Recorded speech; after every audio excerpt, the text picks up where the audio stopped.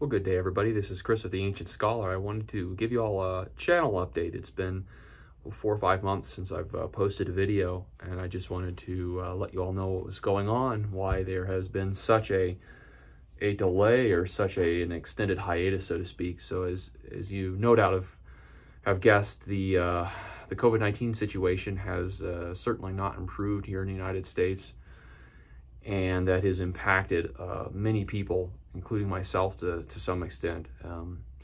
And so essentially what's gone on is my primary employer, my primary job is I'm an associate professor for a college in the southwestern United States, and I primarily teach for an emergency medical services program, as well as I do teach some occasionally some biology and even some allied health, physics and pharmacology.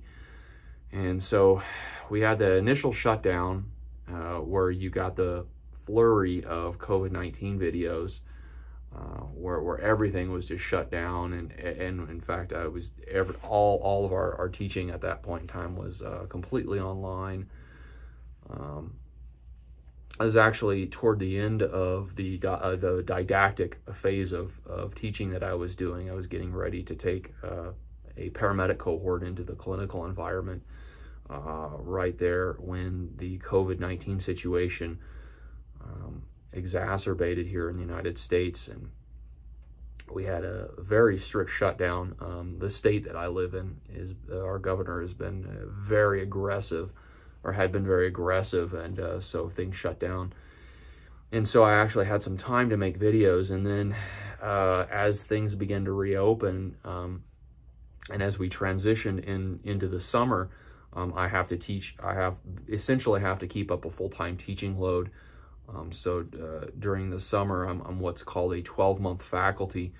So I have to, at a minimum, be industrious, so to speak, for a minimum of 40 hours a week. So I do teach during the summer and whole office hours. And so essentially what's gone on is we accepted a new cohort of paramedic students in, and we've had to integrate new guidelines into teaching them. And so what I've been doing is for about 50% of this current cohort's experience is all online, which means I have to record a lot of videos. I have to do Zoom meetings, Zoom lectures rather, 3 days a week in the mornings. And then what I'll do is I'll commute, and there's a process that we've gone through, and I've obtained special permission to bring students back into the lab environment. And so there are certain areas of the college that are open, and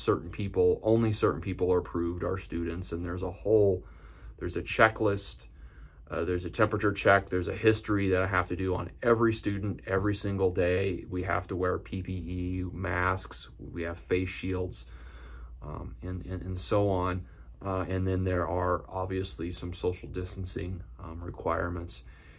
And so really what that has done is that has just substantially complicated my ability to deliver instruction. And so that has taken a lot of the free time that I had to do videos, because again, I'm not nothing that I do is monetized on YouTube. I'm a non-monetized YouTuber, so to speak. So the YouTubing does not pay any bills or any of that. And so my focus has to be on my primary job. And you know, like many colleges, our financial situation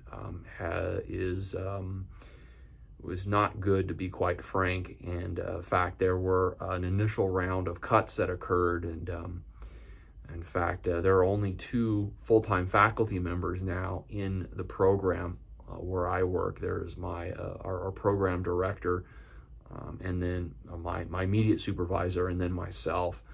The other full-time faculty were cut, and those positions have been indefinitely suspended. So I need to put a lot of effort, a lot of time into what I'm doing, not only for the sake of my students, but you know, there is I suppose there is some likelihood that with the second round of cuts that they're looking at doing here in the next few months, that I could lose my position as a faculty member. So I'm obviously putting a lot of time and effort into what I'm doing in an attempt to show that, you know, I'm providing a critical service, and only time will tell whether or not my job is considered critical in light of the budgeting situation. So what that ultimately means is that I just don't have a whole lot of time, a whole lot of spare time to make videos, because I'm making a lot of videos, but I'm having to record them through Canvas, and because they involve students, there is a whole set of laws called FERPA that deal with student confidentiality, and it's just, I can't take that stuff and migrate it onto YouTube, not right now, without having to get proper permission and send it through the legal department. And there's just, you know, with all the COVID stuff going on, all the liability that we're already taking on with actually doing in-person labs, it's just not feasible for me to integrate any of that into this channel, because this is just a public YouTube channel that anybody can access. So unfortunately, that means for the unforeseeable future, I won't be publishing any new videos until the situation changes, things stabilize. I can get some normal schedule developed, in that, you know, being quite frank, that may be several months into next year, possibly, you know, depending on how vaccine development comes along. The Moderna vaccine looks promising. They're doing phase 2/3 clinical trials as we speak. I'll probably have some preliminary evidence out in November, if I had to guess. And then maybe by the middle of next year, if everything works out great, and there aren't substantial complications and enough people get infected in each arm of the study for us to make good comparisons. And I think they've enrolled, some tens of thousands, 30, 40,000 patients in the Moderna study. And that's the one that's kind of at the head of the pack, so to speak, but there are several other vaccine candidates. But, you know, optimally, ideally, I'm looking at, you know, fairly substantially into next year before we get some sort of vaccine, and we can maybe look at achieving some semblance of herd immunity through vaccination. Again, I'm not entirely sure how effective things will be. Traditionally speaking, coronavirus immunity, acquired immunity, is not particularly long lasting, and people tend to get reinfections with coronaviruses. So I'm not entirely sure how long lasting the immunity is. Say we have some effective vaccine, is it months, maybe a year or two? I don't know. So there's still a lot of unknowns that we face. We're definitely nowhere near through the other side of this. There really isn't even any light at the end of the tunnel, so to speak, as far as I can see. And unfortunately, that just means that I just am not in a position to be making a lot of videos right now. So I apologize. The free time that I have, really, I spend on getting out of doors, and I do a lot of mountain biking, and that's really what I do is get out, get away. I'm not particularly interested in healthcare on my days off, and so my days off, I'm not focusing on doing YouTube medical or educational related content.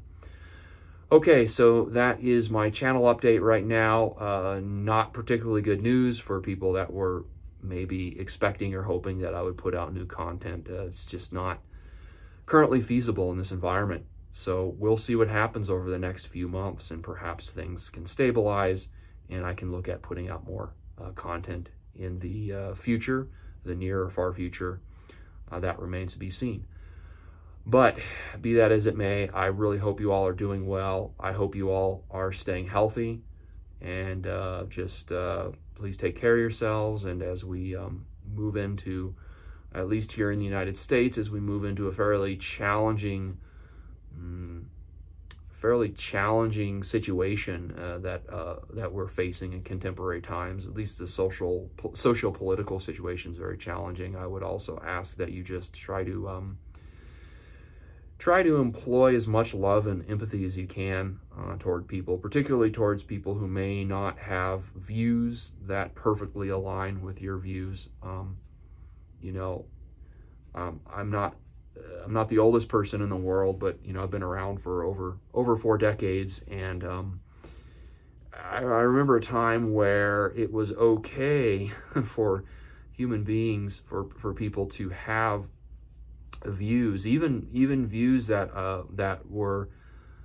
had fundamental differences of epistemology. I mean, you're talking fundamental epistemic differences, and at the end of the day, they could still get along and still love each other. I have a brother, for example, who is a few years younger than me, and we have fundamental epistemic differences of the universe. He is a very religious individual and has a very religious, dogmatic view of the world, and I am not particularly religious in any conventional sense of what people mean when they say religious. And so obviously there are profound epistemological differences in the way that we come to accept knowledge. And I just had a conversation with him, and he told me he loves me. I told him I love him. And you know, if in spite of these substantial differences, if we can say that, then I hope that more people in the United States can say that as well, and try to bring a little bit of good faith and love to each other, because boy, we sure need that. We really need people to attempt to have some empathy, attempt to employ some empathy, and attempt to employ a good faith outlook when it comes to dialogue. So I hope that we have more of that. It doesn't appear that's going to be the case moving forward, particularly as we get closer to the beginning of November, but that's certainly the hope at this point in time. But be that as it may, I hope you all are doing well, and if you can't, if you can't really make your part of the world better, at least try not to make it any more miserable than it already is, and that's potentially a win at this point. All right, y'all, take care, and hopefully I will see you again in the future in a future video.